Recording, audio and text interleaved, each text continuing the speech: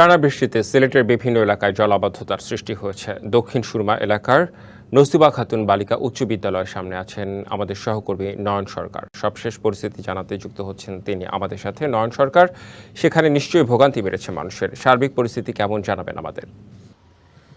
রেদওয়ান, ধন্যবাদ আপনাকে। আমি বর্তমানে আছি সিলেট দক্ষিণ সুরমা এলাকায়, দক্ষিণ সুরমা নসিবা খাতুন উচ্চ বিদ্যালয়ের সামনে। আপনাদের জানিয়ে দিতে চাই যে গতকাল বৃহস্পতিবার থেকে নিম্নচাপের কারণে কিন্তু সিলেটে অবিরত বৃষ্টি হচ্ছে এবং বৃষ্টি হওয়ার ফলে সিলেটের যে নিম্নাঞ্চল এলাকাগুলো রয়েছে সেই নিম্নাঞ্চল এলাকাগুলোতে আসলে জলাবদ্ধতা দেখা দিয়েছে।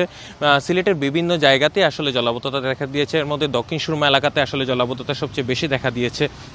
এই এলাকার যে মানুষজন রয়েছেন তারা কিন্তু আসলে ঘরের বাইরে যেতে পারছে না। আস্তে আস্তে কিন্তু সেই পানিগুলো কমতে শুরু করেছে, তবে বৃষ্টি এখন পর্যন্ত কমেনি, যার ফলে আসলে এখন পর্যন্ত জলাবদ্ধতা সংখ্যা রয়ে গেছে। আপনাদের জানিয়ে দিতে চাই যে গত 24 ঘন্টায় সিলেটের বৃষ্টিপাতের পরিমাণ ছিল 114 মিলিমিটার বৃষ্টিপাত হয়েছে, যার ফলে এখন পর্যন্ত আসলে দক্ষিণ সুরমা সিলেটের ইসলামপুর এলাকা, শাহপরান এলাকায় এসব বিভিন্ন এলাকাতেই আসলে জলাবদ্ধতা দেখা দিয়েছে এবং জলাবদ্ধতার ফলে এলাকাবাসী যারা রয়েছেন তারা কিন্তু চরম দুর্ভোগে রয়েছেন। তারা আসলে বাসার বাইরে যেতে পারছেন না। এছাড়া স্টে সেফের ডাবল লেয়ার প্রোটেকশনই পিরিয়ডের হেভি ফ্লোর দিনগুলোতে আমাকে রাখে নিরাপদে। Stay safe.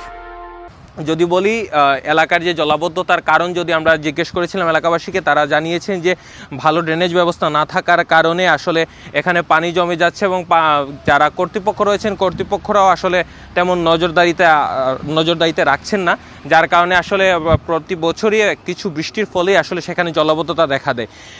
বর্তমানে যে এলাকাটিতে রয়েছে সেটা হচ্ছে দক্ষিণ সুরমার নসিবা খাতুন বালিকা উচ্চ বিদ্যালয় এবং সেখানে আসলে সবসময় দেখা যায় যে অল্প পরিমাণে বৃষ্টি হওয়ার ফলে সেখানে পানি জমে পড়ে এবং পানি জমার ফলে এলাকাবাসীরা চরম দুর্ভোগে পড়েন।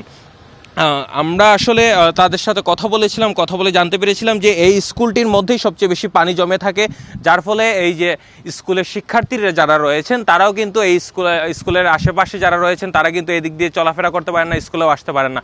সব কিছু মিলে শিক্ষার্থী সহ সাধারণ মানুষ প্রত্যেকেই আসলে ভোগান্তিতে রয়েছেন বৃষ্টির ফলে। এই ছিল রেদওয়ান, সিলেট থেকে আমার কাছে সর্বশেষ। জি নয়ন সরকার, ধন্যবাদ আপনাকে।